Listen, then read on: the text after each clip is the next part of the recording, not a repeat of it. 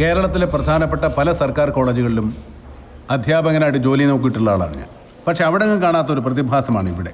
വിദ്യാർത്ഥികൾ ചേരിതിരിയുക, ഗ്രൂപ്പ് തിരിയുക. നിങ്ങൾ 2 ഗ്രൂപ്പുകളും ഒരുമിച്ച് നിന്നാൽ മാത്രമേ ഇപ്പോൾ നമ്മൾ അഭിമുഖീകരിക്കുന്ന പ്രശ്നങ്ങൾക്ക് പരിഹാരം കാണാൻ പറ്റൂ. അതുകൊണ്ട് ഇനി മേലിൽ ഇവിടെ റോയൽ വാരിയേഴ്സും ഇല്ല, റിയൽ ഫൈറ്റേഴ്സും ഇല്ല. സ്റ്റുഡൻസ് മാത്രമേ ഉള്ളൂ. Students group.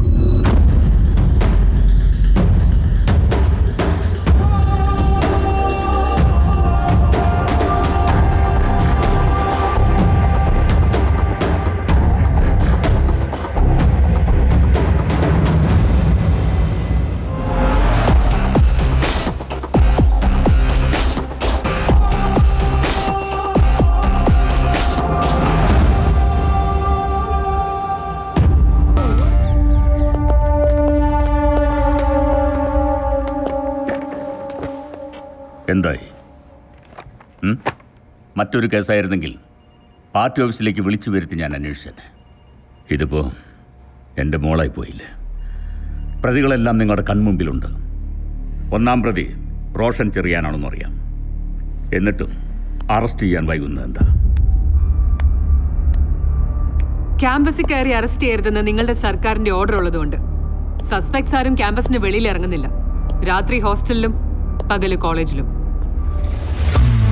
നിങ്ങൾക്ക് കഴിയുമെങ്കിൽ ക്യാമ്പസിൽ നിന്ന് അവരെ പുറത്ത് ചാടിച്ചതാ. കൊണ്ടും കൊടുത്തും അല്പം ഗുണ്ടായുസത്തിലൂടെ വളർന്നു വന്ന പാർട്ടി എൻ്റേത്. പ്രതിയെ ഇവിടെ ഈ കമ്മീഷണർ ഓഫീസിലെത്തിക്കാനും ഞങ്ങൾക്കറിയാം.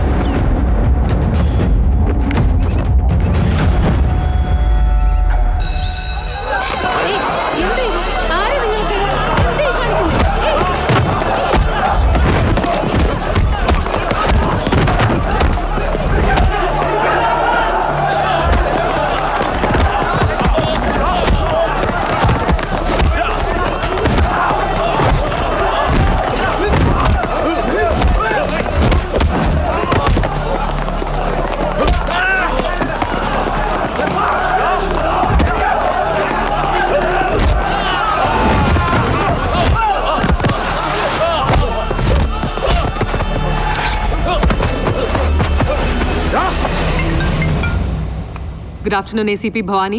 ഞാൻ എഡ്വേർഡ്. ഇവിടെ ക്യാമ്പസിൽ ഗുണ്ടകളുടെ വിളയാട്ടമാണ് നടക്കുന്നത്. വിദ്യാർത്ഥികളെ തല്ലിച്ചതയ്ക്കുകയാണ്. പോലീസിന്റെ സഹായം വേണം. സോറി സർ, ക്യാമ്പസിലെ പ്രശ്നം ക്യാമ്പസിൽ തന്നെ തീർത്താൽ മതി. പോലീസ് ക്യാമ്പസിൽ കയറരുതെന്നാണ് സർക്കാർ ഉത്തരവ്.